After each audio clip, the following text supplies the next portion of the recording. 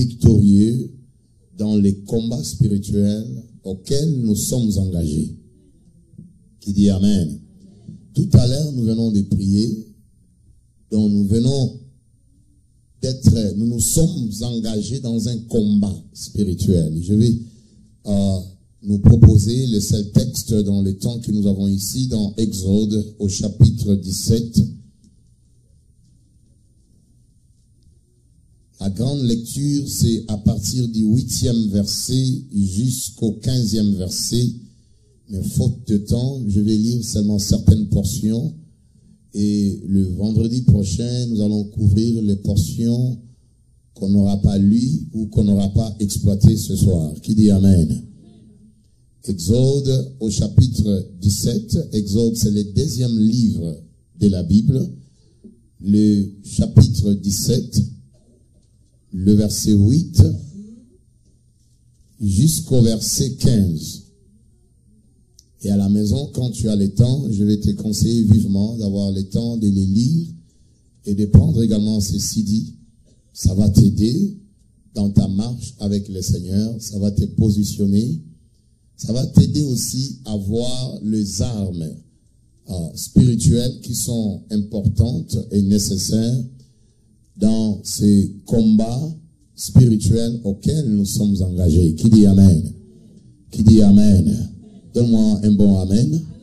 Nous lisons ensemble avec vous, à partir du 8e verset, s'il vous plaît.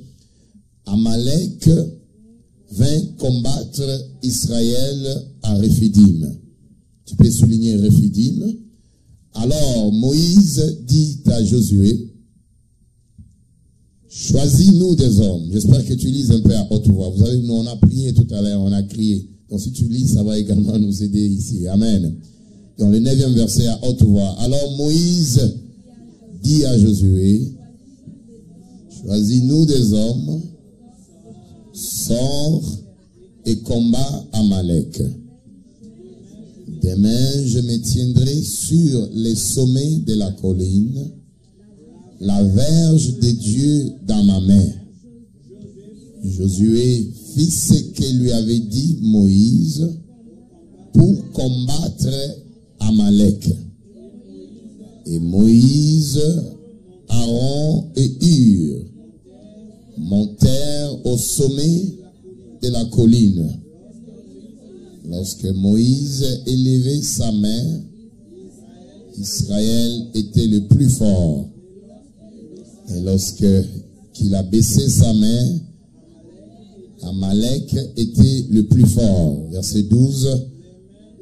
Les mains de Moïse étant fatiguées, ils prirent une pierre qu'ils placèrent sous lui et il s'assit dessus.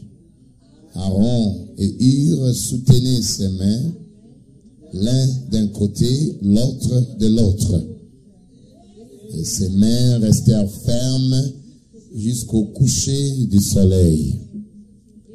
Et Josué vainquit Amalek et son peuple au tranchant de l'épée. L'Éternel dit à Moïse, écris cela dans les livres pour que les souvenirs s'en conservent, et déclare à Josué que j'effacerai la mémoire d'Amalek de dessous les cieux. Moïse bâtit un autel et lui donna pour nom l'Éternel ma bannière. Et il dit, parce que la main a été levée sur le trône de l'Éternel, il y aura guerre de l'Éternel contre Amalek de génération en génération. Qui dit Amen? Qui dit Amen? Les stratégies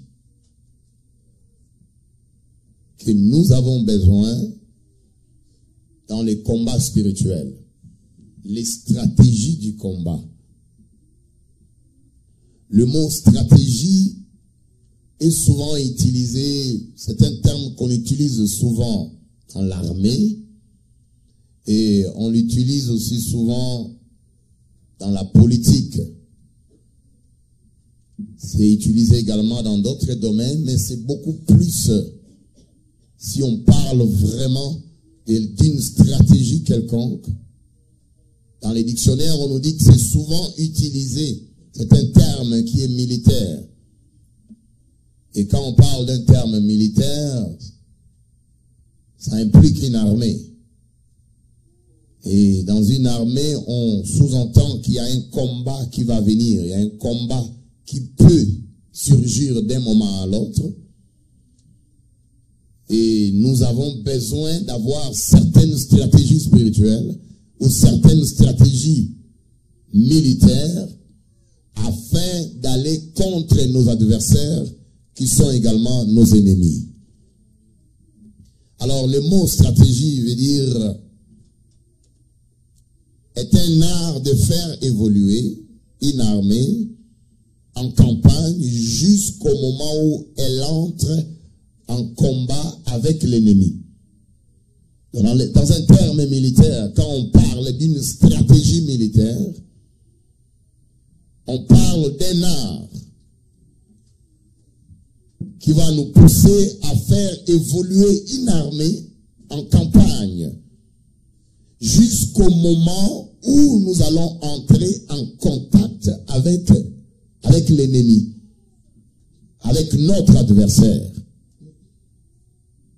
Et la deuxième définition du mot stratégie selon les dictionnaires, il définit stratégie comme étant un plan d'action, mais qui est bien coordonné.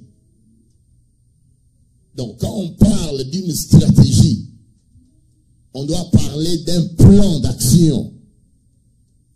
On doit parler d'un plan d'action qui est bien élaboré.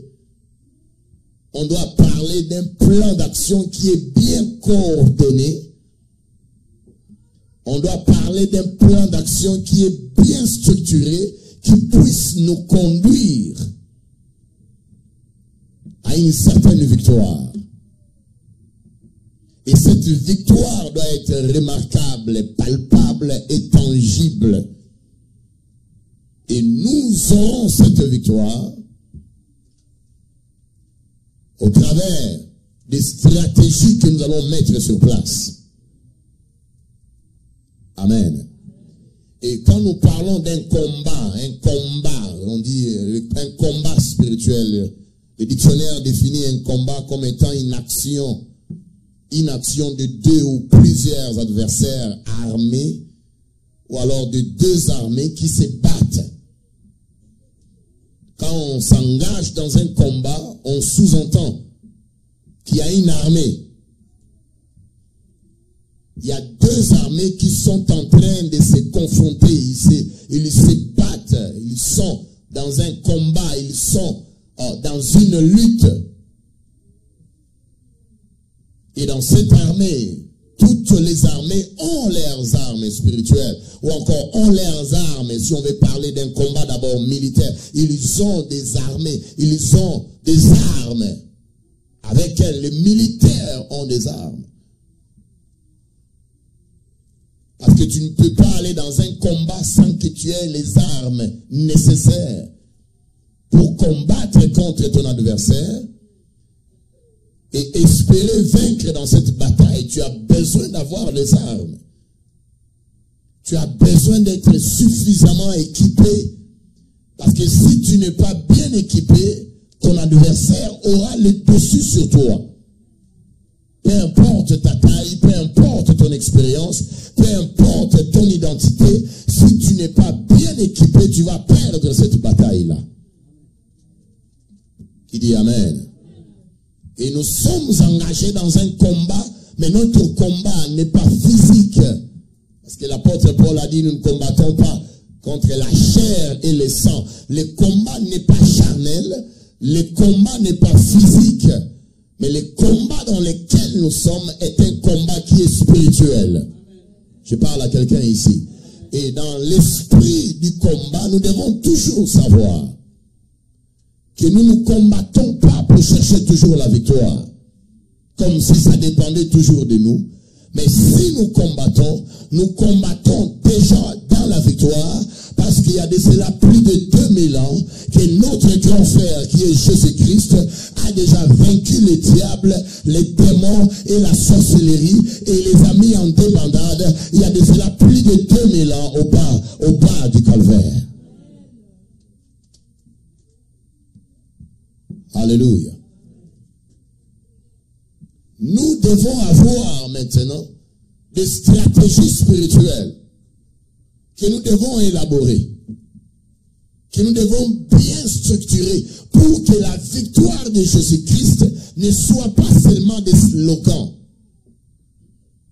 qu'elle ne soit pas seulement des belles phrases que le pasteur peut déclarer sur nous, que ce ne soit pas seulement quelque chose que nous sentons comme des frissons quand on parle de certains de ces versets-là. Mais que la victoire dont il est question ici, qu'elle soit palpable, qu'elle soit tangible, qu'elle soit visible, et que de sorte que tout le monde puisse réellement remarquer, en tout cas la sœur là, Dieu l'a délivrée, la sœur là, le Seigneur l'a guéri, le frère là, le Seigneur l'a libéré de ces problèmes-là. Alléluia. Je dis Alléluia. Sans avoir des stratégies spirituelles, we're going to be like miserable failures. Nous serons comme les misérables perdants.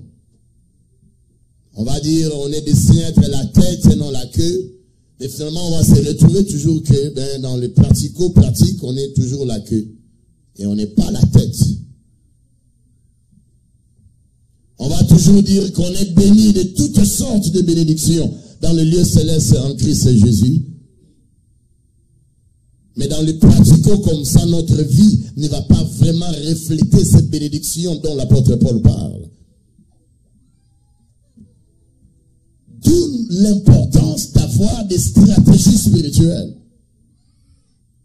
Parce qu'une armée ne peut pas aller au combat et vaincre sans avoir une stratégie, sans avoir une méthodologie, sans avoir un plan bien élaboré par le général de cette armée. Parce que comme vous le savez, souvent dans les combats, c'est les généraux qui viennent avec des stratégies. C'est les généraux qui viennent avec, ok, comment nous allons attaquer notre ennemi. Ils prennent le temps d'abord de bien étudier son ennemi. Parce que tu dois connaître ton ennemi. Tu dois connaître qui est-ce que tu attaques. Quand tu chasses quoi? Et pourquoi tu chasses ce démon ou cet esprit impur là qui dérange ta vie? Et comment tu peux les chasser et être efficace dans ce combat-là et sortir de ce combat victorieux? Alléluia. Frères et sœurs, dans le texte que nous venons de lire ici, nous sommes en face d'un peuple glorieux. Nous sommes en face d'un peuple puissant. Nous sommes en face d'un peuple plein de promesses, parlant du peuple d'Israël. Nous sommes en face d'un peuple qui vient de sortir fraîchement de l'Égypte, sous la conduite et le leadership de Moïse.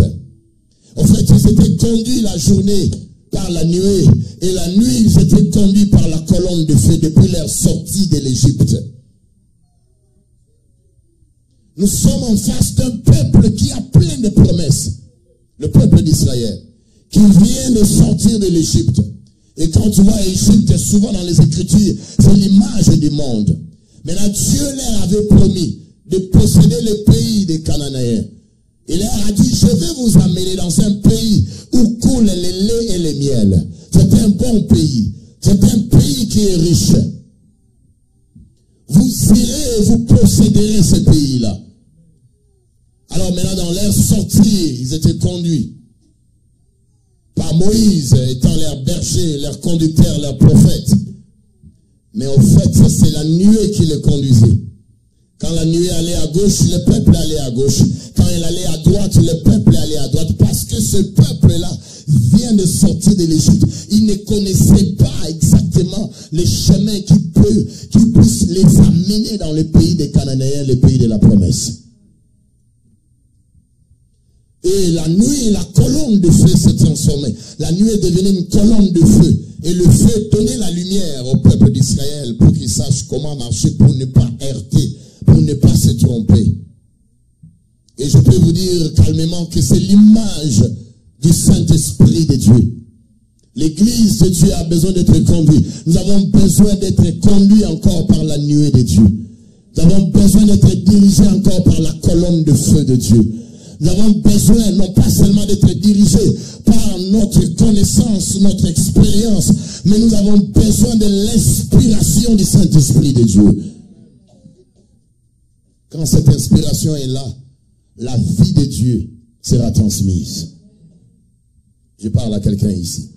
Alors dans le texte que nous venons de lire, le 8e verset d'Exode 17, la Bible dit que ce peuple-là, le peuple d'Israël, et quand on parle d'Israël, souvent Israël, c'est là toujours l'image de l'Église. Et l'Église, c'est toi, c'est moi, l'ensemble des rachetés, l'ensemble de quiconque qui croit que Jésus-Christ est le Fils de Dieu. Du moment que tu crois, tu fais partie de cette Église. Alors, ils arrivèrent à un endroit qu'on appelle le Rephidim, le peuple d'Israël. Et arrivé à Rephidim, la Bible dit que Amalek vint combattre Israël à Rephidim. Quand ils sont sortis de l'Égypte, le Seigneur les a conduits par les chemins de désert. Dans le désert, il y a des fois des serpents. Dans le désert, il n'y a pas d'eau. Dans le désert, on n'a pas toujours ce qu'on veut parce que le climat déjà fait met les gens mal à l'aise. Mais c'est le chemin du désert. Mais c'est le chemin que le Seigneur avait choisi pour eux. Plus tard, je reviendrai ici sur un enseignement sur les chemins du désert. Alléluia. Alors, Israël, ils arrivèrent à un endroit nommé Rephidim. Et à Rephidim, Amalek s'est levé contre Israël. Alors maintenant, nous avons commencé à faire des recherches, à savoir à Rephidim, c'est quoi? Pourquoi seulement à Rephidim, Amalek va se lever? Suis-moi bien ici. Suis-moi très bien ici. Vous savez, ce sont des choses où tu as besoin de les comprendre. De les comprendre. Là, nous prions, c'est bien. Mais à un moment donné, nous avons besoin de bien vous expliquer les choses par l'inspiration du Saint-Esprit, espérant que l'Esprit de Dieu puisse encore bien les éclairer dans vos cœurs. Pour que nous ne soyons pas là en train de battre en l'air ou qu'on dise pas, oh, il prie seulement, il prêche pas. Non, non. On prêche, on enseigne. Si tu veux grandir, tu vas grandir ici. Si tu veux. Parce que c'est une volonté. C'est question de volonté. Nous, on avait des encadreurs spirituels, des pères spirituels. On avait manifesté la volonté de grandir et aujourd'hui on est devenu des pasteurs. On n'était pas nés des pasteurs, quoique on a été prédestinés à les devenir. Et nous étions au pied de nos vieux spirituels qui avaient compris les choses de Dieu et qui nous ont transmis également ces valeurs spirituelles, ces richesses spirituelles. Et à notre tour, nous venons pour vous les transmettre. So you got to be receptive enough to receive the things of God and to understand the mysteries of the kingdom of God. Ils arrivèrent à Rephidim, le 7e verset. Peut-être que c'est là où je vais m'éliminer. Le 8e verset. Amalek vint combattre Israël. Rephidim, le mot Rephidim, selon les textes hébreux, veut dire littéralement grands espaces. Grands espaces. Rephidim veut dire aussi large. Donc, ils arrivèrent à un territoire qui était grand. Ils arrivèrent à un endroit qui était tellement spacieux, qui était tellement large et grand. Voyez-vous, ce peuple vient de sortir fraîchement de l'Égypte. Voyez-vous, ce peuple est en train d'aller dans le pays de la promesse. Ils ont tellement marché à pied, parce qu'il n'y avait pas de voiture, il n'y avait pas d'avion, comme aujourd'hui. Et quand ils sont arrivés sur un territoire, sur un endroit qui est tellement large, tellement spacieux, ils sont arrivés à cet endroit avec l'idée en disant, enfin, nous avons tellement marché. Nous avons tellement marché. D'abord, nous avons soif, parce que tu vas voir que ça sera toujours un Réphidim là qu'ils avaient soif. Et quand Moïse a frappé un rocher avec sa verge, et l'eau va jaillir, et le rocher sera l'image de Christ qui est frappé. Et de cette frappe-là va sortir l'eau, et qui sera plus tard l'image du Saint-Esprit de Dieu. Je parle à quelqu'un ce soir. Ils arrivèrent à Réphidim. Après beaucoup de jours de marche, ils étaient assoiffés. Ils avaient faim. Mais ils étaient épuisés de leur marche. Comprends qu'il n'y avait pas de voiture. Comprends qu'il n'y avait pas de terrain. Comprends que la plupart, ils marchaient à pied. Et arrivés à Réphidim, à un endroit large, à un endroit où la prospérité semble être à la portée de leur porte, à la portée de leur vision, à un endroit spacieux, à un endroit tellement large. Israël pouvait se dire, ah, enfin, je vais un peu relaxer. Cet endroit est large. Cet endroit est tellement grand. Il y a tellement de choses que nous pouvons bâtir et faire ici en attendant qu'on continue notre marche, notre route vers les pays des Cananéens. Israël voulait un peu se reposer dans cet endroit large et spacieux, contemplant l'espace du territoire qui se trouvait au-devant d'eux. Israël voulait du repos, il voulait un peu relaxer, il voulait un peu contempler la grandeur de ces lieux-là, contempler la grandeur de cet endroit-là. Alors qu'il voulait se reposer, alors qu'il voulait contempler le territoire de Réphidim, tout d'un coup, la Bible dit, Amalek vint combattre Israël. Alléluia.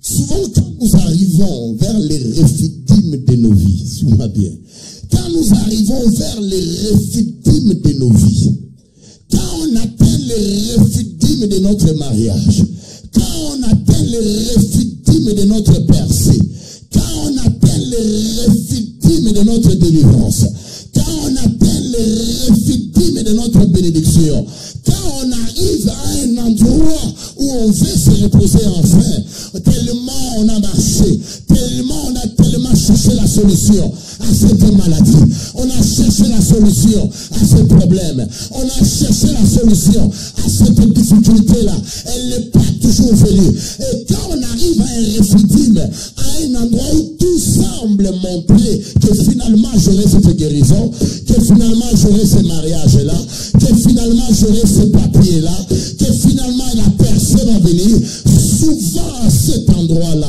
qu'un ennemi acharné va s'élever contre toi.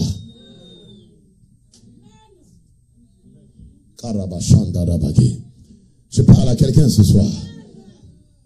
C'est souvent à cet endroit-là quand on dit, ah, finalement, la sorcellerie là m'a laissé quand même. Ah, finalement, ces choses-là, je dois quand même les reposer un peu. Je suis encore jeune. Je dois un peu contempler jusqu'ici ce que Dieu m'a donné. Je dois un peu voir là où je suis arrivé.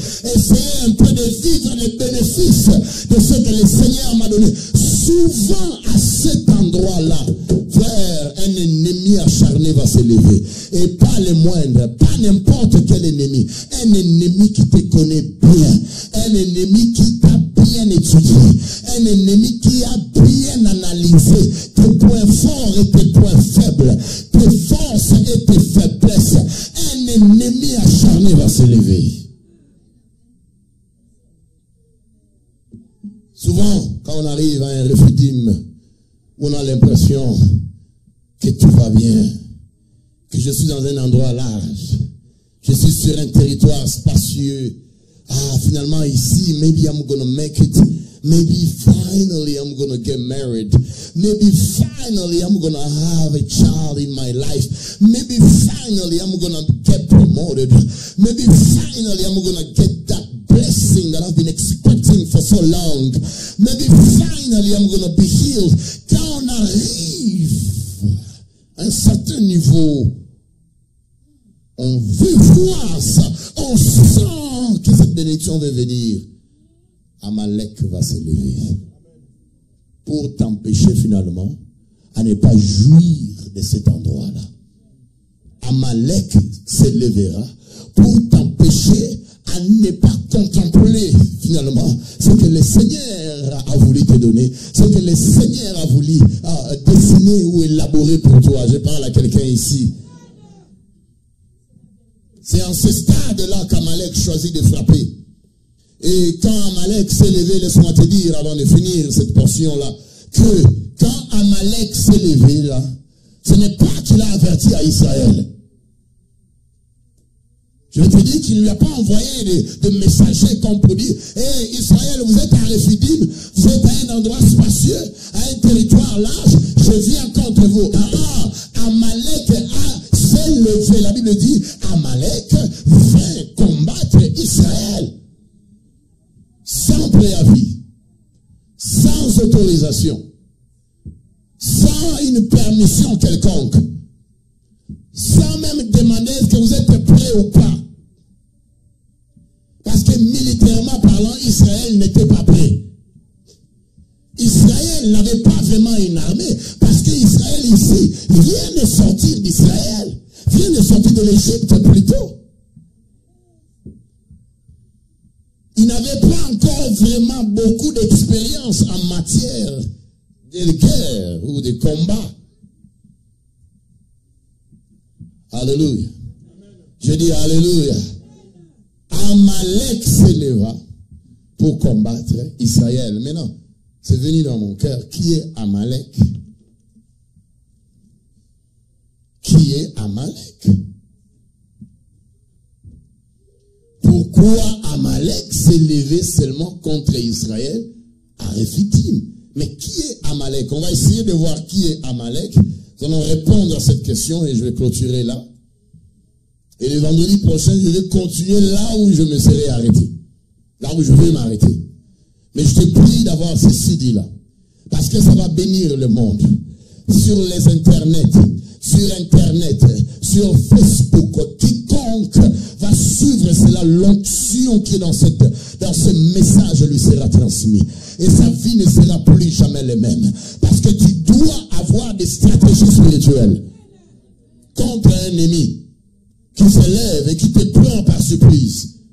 Qui te surprend et tu vois que la sorcellerie a déjà travaillé. Ou la sorcellerie, elle est déjà là à la porte. Qui est Amalek? Dans Genèse, je garde mon doigt sur Exode 17, le 8e verset.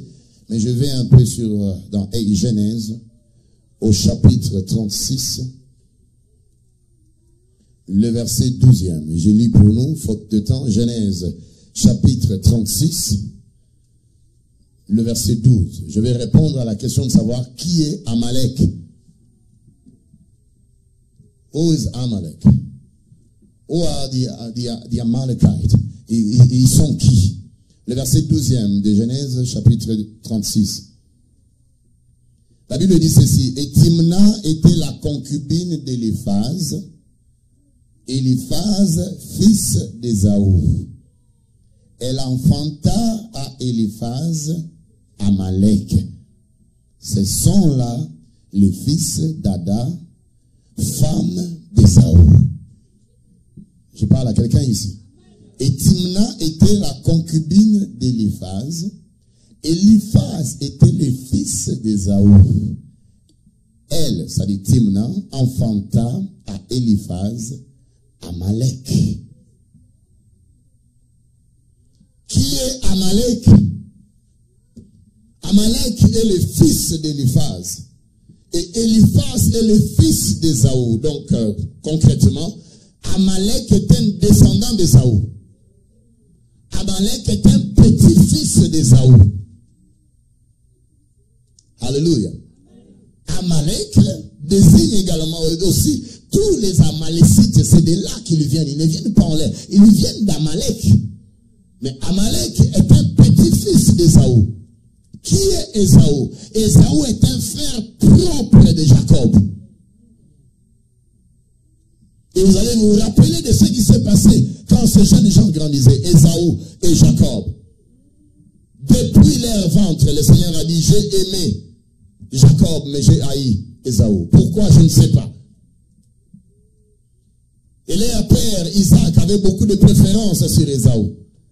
Mais la maman, comment s'appelait la maman? Hein? Vous ne connaissez pas la maman d'Ésaü et de Jacob? Rebecca, Dieu te bénisse. Oh my God. C'est la première fois même que je la vois ici. Alléluia. On peut acclamer le Seigneur quand même pour elle. C'est toi, tu écoutes des prédications et des prédications. Ah, mais, sois pas jaloux, acclame le Seigneur pour elle. Elle a eu la bonne réponse. Alléluia. Le père Isaac aimait Ésaü, son fils. Mais la maman Rebecca a été beaucoup plus attachée à Jacob. Elle aimait beaucoup Jacob. Jacob veut dire menteur, usurpateur. Et tu vas comprendre que plus tard, quand Isaac était, he was about to die, il voulait mourir. Il a dit à Ésaü, va, prépare-moi mon cœur. Sera dans la joie du mets, de la nourriture que tu vas préparer, je vais manger. Après, je vais libérer la bénédiction du fils aîné sur toi. Quand Ésaü est allé chercher du gibier, son frère Jacob, qui veut dire menteur, usurpateur, va venir déjà avec la complicité de sa maman. Il va paraître comme s'il était Ésaü, alors qu'il n'était pas Ésaü. Et même quand son père voulait le bénir, il hésitait. Il dit, la peau c'est comme Ésaü parce qu'il était poilu, mais la voix c'est comme Jacob. Mais le pauvre Isaac était déjà vieux, il ne pouvait plus bien voir et distinguer qui était Ésaü et qui était Jacob. D'où après avoir mangé, Isaac a ouvert sa bouche et il a béni Jacob en pensant que Jacob était Ésaü. Il a béni Jacob en lui disant que tes frères puissent te servir, que la bénédiction repose sur toi, que tes frères soient tes serviteurs. Il a mis Ésaü en dessous, n'est-ce pas, de lui. Et cette bénédiction-là, le ciel l'avait agréée. Pourquoi? Tu vas te rappeler de l'histoire. Ésaü lui-même avait vendu les droits d'aînesse à cause de la nourriture. Un jour, il avait faim, il a dit à son frère, donne-moi la nourriture. Son frère, Jacob, malin qu'il était, lui dira, mais donne-moi ton droit d'aînesse. Lui dit, ce droit d'aînesse-là, I don't care, I don't even need it. Je m'en vais mourir. Donne-moi la nourriture, je vais manger. Et puis si tu veux prendre les droits d'aînesse, prends-les. Et quand il parlait légèrement comme ça, le ciel avait agréé. Des fois, fais attention à ce que tu dis. Ce que tu dis sur toi-même. Ce que tu dis sur tes enfants. Ce que tu dis sur ta femme. Ce que tu dis sur ta santé. Ce que tu dis sur les dossiers qui est là-bas à l'immigration. Fais attention à ce que tu dis. Parce que ce que tu dis, c'est ce que tu seras. Alors, Jacob et Ésaü, finalement, il y a eu la haine. Jacob va réaliser, Ésaü va plutôt réaliser que Jacob lui avait volé sa bénédiction. Et finalement, il y a eu la haine. Ils ont fait un peu un semblant de réconciliation. Si vous lisez les Écritures, mais vous allez voir que son cœur, le cœur d'Ésaü n'était pas toujours si content avec son frère. Quoique finalement, il était aussi béni, mais pas à la dimension de Jacob. D'où la haine et la rancune qui étaient là depuis l'enfance. Cette rancune, cette haine s'est transmise même à leurs descendants et à leurs petits-fils. Parce que Israël ici, mais Israël là, c'est ça, Jacob.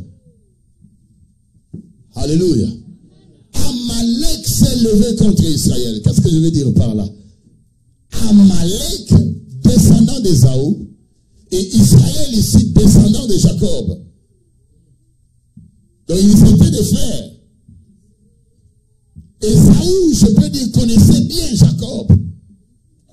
Leur petit-fils connaissez aussi très bien, frère, nous vivons l'heure où notre ennemi nous connaît très bien. Parce que Saül connaissait très bien Jacob. Ton ennemi te connaît très bien. Il connaît tes points forts et tes faiblesses. Il connaît aussi comment t'avoir, comment te manigancer. Il sait comment manœuvrer les choses pour t'avoir, pour voler ton étoile, pour voler ta bénédiction ou ta destinée. Nous vivons l'heure où notre ennemi n'est pas ailleurs. Il peut être ailleurs, mais souvent, nos ennemis les plus acharnés. Et quand je parle des ennemis, je parle des ennemis spirituels. À un moment donné, il deviennent aussi physiques. Nos ennemis les plus acharnés ne sont pas à chercher ailleurs. Ils ne sont pas à chercher toujours dans le rue, sur le rue, ou à l'école. Non, non, souvent, nos ennemis les plus acharnés, ce sont des gens que nous connaissons très bien. Ce sont des gens avec qui des fois nous mangeons. Ce sont des gens avec qui nous dormons. Ce sont des gens avec qui nous nous réveillons. Nos ennemis les plus acharnés ne sont pas à chercher ailleurs. Ils sont souvent dans nos propres familles. Ta femme peut devenir Amalek. Elle te connaît très bien. Elle a un esprit d'Amalek. Il te connaît très bien, mais il a un esprit d'Amalek. Ton père, là, il te connaît très bien, mais lui, il est entré dans la rose, quoi. L'esprit d'Amalek l'a déjà envahi. Il bloque ton mariage, il bloque ton étoile. Ta grand-mère, là, on lui a donné ton nom. Oh là là, elle te connaît très bien. Et dans sa sorcellerie, elle t'a déjà envoûté, elle a déjà lié ton esprit ou ton étoile. Et en plus, tu portes son nom. Elle te connaît très bien. Amalek connaissait Israël très bien. Les ennemis, là, ne les cherchent pas ailleurs. Ils peuvent travailler en accord, faire des fronts communs avec d'autres ennemis d'ailleurs, mais le plus souvent, l'auteur de cela, il est là dans la famille. Une grand-mère qui a fait des pratiques de vaudou. Un père qui est entré dans la rose, quoi, dans la maïkari, dans la sorcellerie, bref.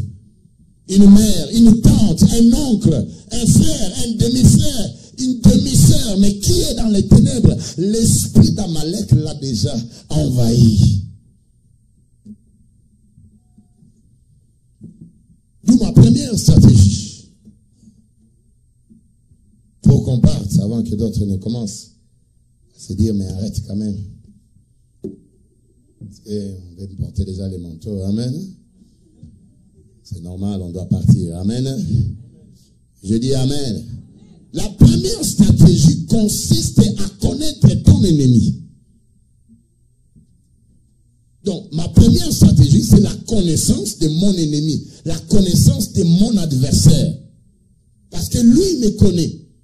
Si tu ne veux pas les connaître, c'est ton problème. Lui te connaît. Si tu ne les connais pas, tu vas battre en l'air dans ces combats-là. Tu vas chasser beaucoup de choses, mais tu chasses quoi et qui? You gotta have the knowledge of your enemy. You gotta have the knowledge of your adversary. You gotta know how he works, how he operates, what keeps him from working and cursing your life, and what can you do to stop him from operating. Tu dois savoir bien ton ennemi. Tu dois bien l'identifier. Quand tu vas à l'hôpital, on ne te traite pas, on ne donne pas les traitements du cancer à quelqu'un qui souffre le maux de dos. C'est comme ça, on doit te diagnostiquer par le médecin pour savoir, mais qu'est-ce qui te dérange? Pour qu'il ne te donne pas des médicaments d'emblée comme ça, qui risquent encore de compliquer ta santé. Donc la première stratégie consiste à connaître notre ennemi. Amen. Que le Seigneur vous bénisse. Je me limite par là. On va continuer le vendredi prochain.